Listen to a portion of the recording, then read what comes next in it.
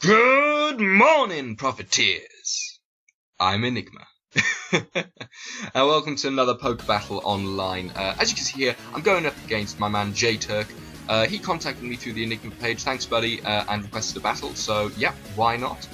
He brings out his Aegislash. I'm looking at his team. I know I could go in for the Spores safely, but he could go in for a sub. I know he's faster than me. And I just think, okay, stealth, because I can see the Charizard there. I want to get that half HP off. But no, I do eventually put him to sleep. It turns out he's slower than me. And I get all my hazards up, and that's all looking good. I'm thinking about going for a King Shield in case he wakes up and goes for a Sacred Sword. But no, I switch out into Porygon2. And for those of you who have never seen a Porygon sweep before, you are about to see a Porygon sweep. I don't switch Porygon out at all from now on. And this is what happens. Porygon sweep is essentially Thunder Waving the opponent, getting that paralysis so that they're slower than you, recovering off any damage, and you'll always go first, well, majority of the time, because they're paralyzed, their speed is cut in half. And then you go for a combination of either Thunder Wave or Ice Beam, which grants pretty much perfect coverage. So Alakazam is slowed by the Sticky Web and paralysis, as well as taking down from Stealth Rock. And I attack with Thunderbolt, Thunderbolt, Thunderbolt, keep going over and over again until he does eventually faint. But he doesn't seem to remember that Ghost type moves doesn't affect Porygon2. Porygon2 is a normal type, and he does this a couple of times. Remember this, buddy. Future reference. He uses Shadow Sneak and then Shadow Ball or something against me, and he doesn't seem to remember it. Why don't you go for a Psychic? Yeah, Stab. You get the boost from Stab. We've done way more damage. Clawitzer. Now, I'm quite afraid of this because I've seen Clawitzer's sweep. I won't lie to you, I've seen Clawitzer sweep, and it's not pretty, but I think my team can handle it pretty well. I mean, it's just because water hits neutral on my team, pretty much. He sends out his aggro, and I Thunder Wave it, again, Porygon's doing his thing. Porygon's doing his job very well here. He's already knocked out Alakazam, and he's going to be knocking out Aggron as well.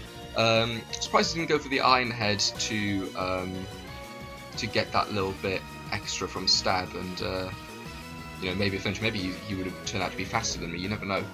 Clawitzer comes out again, -1 speed, Stealth Rock damage, Thunderbolt him, one-hit KOs. Because I'm on +1 special attack. Porygon2 has this ability called Download, which increases the opposite stat of your opponent's best. If you get me. So if your opponent has a really good attack stat, it'll increase its special attack stat. That's essentially what Porygon2 has done, and it did that against Aegislash. So I'm just keeping him with the special attack boost, and I'm just proceeding to sweep through the team. I guess now he doesn't have Substitute. That's fine. I'm okay with that. So I'm going to take this opportunity to Thunder Wave him. Guessing he's going to go for a Sacred Sword or something to get the super effectiveness. I need to recover this damage off. I'm not letting Porygon faint yet.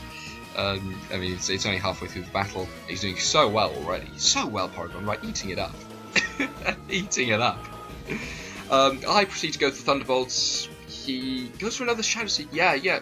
Ghost type moves don't affect normal Pokemon. I don't know what type he thought Porygon2 was, but he could have just, I guess, hovered the mouse over Porygon2 to get the type. But I'd suggest reworking some of your movesets, because as you can see here, I think he's going to go for a knockoff. He could have knocked off my Eviolite, so I go for a Thunder Wave straight away. But no, he goes for Aerial Ace, and I've very rarely seen that on Bisharp, I've got to say.